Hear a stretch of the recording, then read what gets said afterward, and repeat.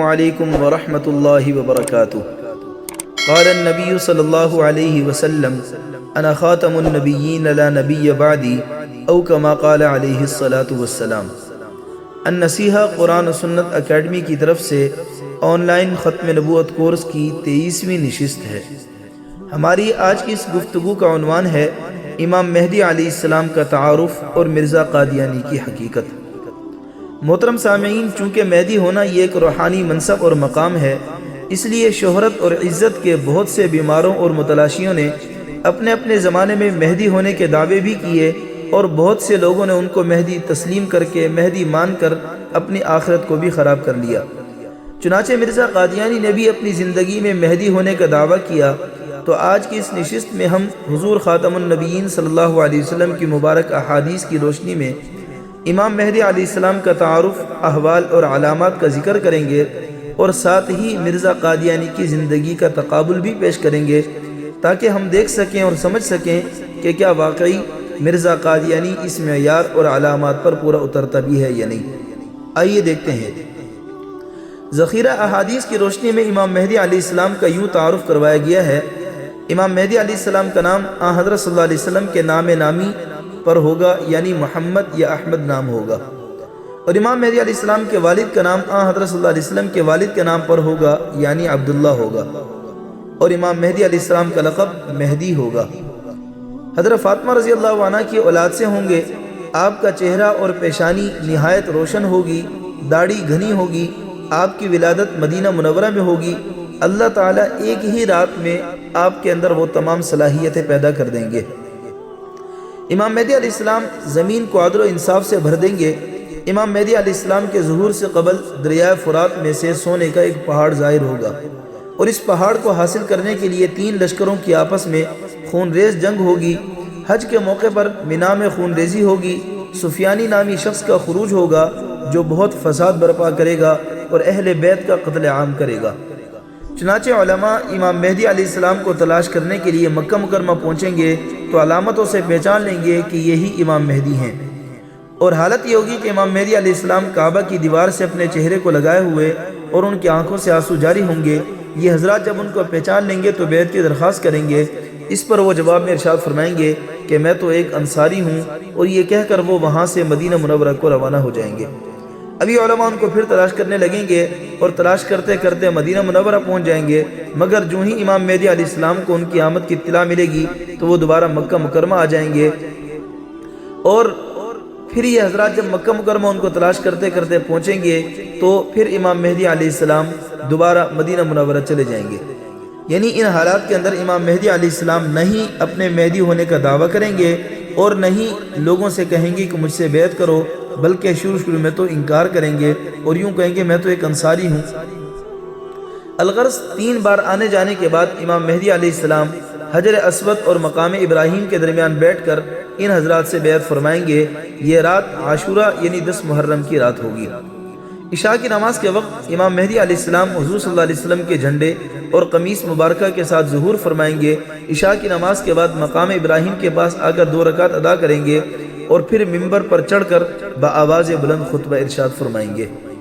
امام مہدی علیہ السلام کی ہاتھ پر اول بیعت کرنے والے حضرات کی تعداد بدری صحابہ کی تعداد کے برابر ہوگی، یعنی 313 ہوں گے، اور یہ وہ سب کے سب وہ لوگ ہوں گے جو تہجد گزار اور دن کے شاہ سوار ہوں گے. امام مہدی علیہ السلام کے مقابلے کے لیے ایک لشکر روانہ ہوگا. جب یہ لشکر بیدا نامی جگہ پر پہنچے گا تو پورے کے پورے لشکر کو زمین میں دھسا دیا جائے گا. امام مہدی علیہ السلام کی خلافت 7 سال یا 9 سال ہوگی. ان کے زمانہ خلافت میں دین کو استحکام مل جائے گا، سنت کا غلبہ ہوگا، اور روئے زمین سے ظلم اور جبر کا خاتمہ ہو جائے گا. ہر طرف خوشحالی ہی خوشحالی ہوگی. مویشیوں کی کثرت اور فراوانی ہوگی. بارش بقدر ضرورت ہوگی، یعنی نقصان کا باعث نہیں بنے گی. نعمتوں کی ایسی فراوانی اور بہتات ہوگی کہ اس سے پہلے اس کی مثال بھی نہ سنی ہوگی. امام مہدی علیہ السلام بہت زیادہ سخی ہوں گے. ان کے زمانے میں لوگوں میں استغنا اور بے نیازی بھر جائے گی، یعنی لوگ لالچی اور حریص نہ رہیں گے. امام مہدی علیہ السلام کفار سے جہاد کریں گے، پوری دنیا پر اکیلے حکمرانی کریں گے. امام مہدی علیہ السلام کے عمر کے آخری زمانے میں حضرت عیسیٰ علیہ السلام کا بھی نزول ہو چکا ہوگا. چنانچہ امام مہدی علیہ السلام 2 سال حضرت عیسیٰ علیہ السلام کے ساتھ گزاریں گے. اور پھر جب امام مہدی علیہ السلام کا انتقال ہو جائے گا تو حضرت عیسیٰ علیہ السلام ان کی نماز جنازہ بھی پڑھائیں گے اور بیت المقدس میں ان کو دفن کر دیں گے، اور اس کے بعد تمام کے تمام انتظامات حضرت عیسیٰ علیہ السلام کے ہاتھ میں ہوں گے۔ محترم سامعین، یہ جتنے بھی علامات اور احوال ہم نے احادیث مبارکہ کی روشنی میں پیش کیے، یہ تمام کے تمام احادیث کی بڑی کتابوں میں دیکھا جا سکتا ہے، چنانچہ بخاری، مسلم، ترمذی، ابو داؤد، مشکات المصابیح، مسند احمد، معجم طبرانی، مستدرک حاکم، مصنف ابن ابی شیبہ، مسند احمد، مسند ابن حبان اور دیگر حدیث کی بڑی بڑی کتب کے اندر موجود ہیں۔ اب محترم سامعین، یہ جب حالات حدیث کی روشنی میں پیش کر دیے تو اب ہم اس پر مرزا قادیانی کو بھی پرکھ کے دیکھتے ہیں کہ کیا واقعی وہ ان علامات اور معیار پر پورا اترتا ہے یا نہیں۔ تو سب سے پہلی چیز، امام مہدی علیہ السلام کا نام حضور صلی اللہ علیہ وسلم کے نام پر ہوگا، یعنی محمد یا احمد ہوگا، جبکہ مرزا قادیانی کا نام غلام احمد تھا۔ تو غلام یہ لفظ ہی بتاتا ہے کہ یہ شخص نبی نہیں ہے، چونکہ نبی ہوتا وہ غلام نہیں ہو سکتا، جو نبی ہوگا وہ غلام نہیں ہوتا، اور جو غلام ہوتا ہے وہ نبی نہیں ہو سکتا۔ دوسرا، امام مہدی علیہ السلام کے والد کا نام عبداللہ ہوگا، جبکہ مرزا قادیانی کے والد کا نام غلام مرتضیٰ تھا۔ تیسرا یہ کہ امام مہدی علیہ السلام کا لقب مہدی ہے، جبکہ مرزا قادیانی کا ایسا کوئی لقب نہیں ہے، بلکہ اس کی کتابوں سے ملتا ہے کہ اس کے زمانے کے اندر اس کو سندھی کہا جاتا تھا، یہ اس کا لقب مشہور تھا۔ اس کے بعد یہ کہ امام مہدی علیہ السلام کی پیدائش ولادت مدینہ منورہ میں ہوگی، جبکہ مرزا قادیانی کی ولادت قصبہ قادیان میں ہوئی ہے۔ زندگی بھر تو اس نے مدینہ منورہ کو دیکھا ہی نہیں ہے۔ امام مہدی علیہ السلام زمین کو عدل و انصاف سے بھر دیں گے، کیا مرزا قادیانی نے ایسا کیا ہے؟ امام مہدی علیہ السلام کے ظہور سے قبل دریا فرات سے سونے کا ایک پہاڑ نمودار ہوگا، کیا مرزا قادیانی کے زمانے میں ایسا ہوا ہے؟ قطعاً نہیں ہوا۔ اور اگلی بات یہ ہے کہ امام مہدی علیہ السلام کو جب علماء پہچانیں گے تو وہ حالت یہ ہوگی کہ کعبہ کی دیوار سے انہوں نے چہرہ لگایا ہوا ہوگا، تو مرزا قادیانی نے استطاعت رکھنے کے باوجود کبھی بھی زندگی میں حرم شریف میں حاضری نہیں دی اور کبھی بھی حج نہیں کیا، تو خانہ کعبہ تو اس نے دیکھا تک نہیں ہے، جا کے چہرہ لگانا دور کی بات ہے۔ اور امام مہدی علیہ السلام کے ساتھ جو اول بیعت کرنے والے حضرات ہوں گے، ان کی تعداد بدری صحابہ کے برابر ہوگی، یعنی 313 ہوگی۔ کیا مرزا قادیانی کے ساتھ بھی ایسا ہوا ہے کہ ابتداءً اس کے بیعت کرنے والے 313 ہوں؟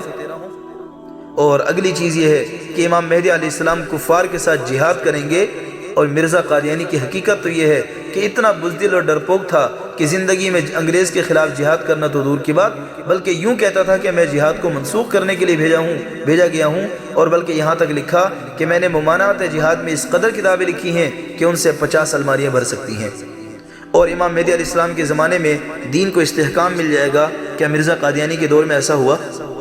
اور امام مہدی علیہ السلام کے زمانے کے اندر لوگوں کے اندر استغنا اور بے نیازی آ جائے گی، کیا مرزا قادیانی کے زمانے میں ایسا ہوا؟ اور بالآخری کہ امام مہدی علیہ السلام پوری دنیا کے اوپر اکیلے حکمرانی کریں گے، کیا مرزا قادیانی نے ایسا کیا ہے؟ اور سب سے بڑی بات اور آخری بات یہ ہے کہ جب علماء اکابر امام مہدی علیہ السلام سے بیعت کی درخواست کریں گے تو وہ اپنا مہدی ہونا ظاہر نہیں کریں گے، اپنے مہدی ہونے کا دعویٰ نہیں کریں گے، بلکہ شروع میں تو انکار کریں گے۔ لیکن یہ کیسا شخص ہے جو اپنے آپ کو مہدی ہونے کا بھی دعویٰ کرتا ہے اور پھر ساتھ ساتھ یہ کہتا ہے کہ میں مہدی ہوں اور میرے ہاتھ پر بیعت کرو، جبکہ امام مہدی علیہ السلام نے کبھی بھی دعویٰ نہیں کیا اور نہ ہی وہ بیعت کرنے کے لیے لوگوں سے اصرار کریں گے۔ محترم سامعین، ان باتوں سے صاف پتہ چلتا ہے کہ یہ شخص مہدی ہے ہی نہیں۔ جو شخص اپنے منہ میاں مٹھو بننے کی کوشش کر رہا ہے، یہ شخص مہدی نہیں ہو سکتا۔ اب آپ خود ہی فیصلہ کر لیں کہ کیا ایسا شخص مہدی ہو سکتا ہے؟ محترم سامعین، الحمدللہ ثم الحمدللہ، یہاں پر ہمارا آن لائن مختصر ختم نبوت کورس مکمل ہوا۔ دعا ہے اللہ رب العزت اپنے فضل و کرم سے اس کو قبول اور مقبول فرمائیں، نافعیت تامہ و عامہ نصیب فرمائیں، ذریعہ نجات و ذخیرہ آخرت فرمائیں، اور روز محشر حضور خاتم النبیین صلی اللہ علیہ وسلم کے دست مبارک سے جام کوثر نصیب فرما کر جنت الفردوس میں آپ صلی اللہ علیہ وسلم کی معیت نصیب فرمائیں۔ السلام علیکم ورحمۃ اللہ وبرکاتہ۔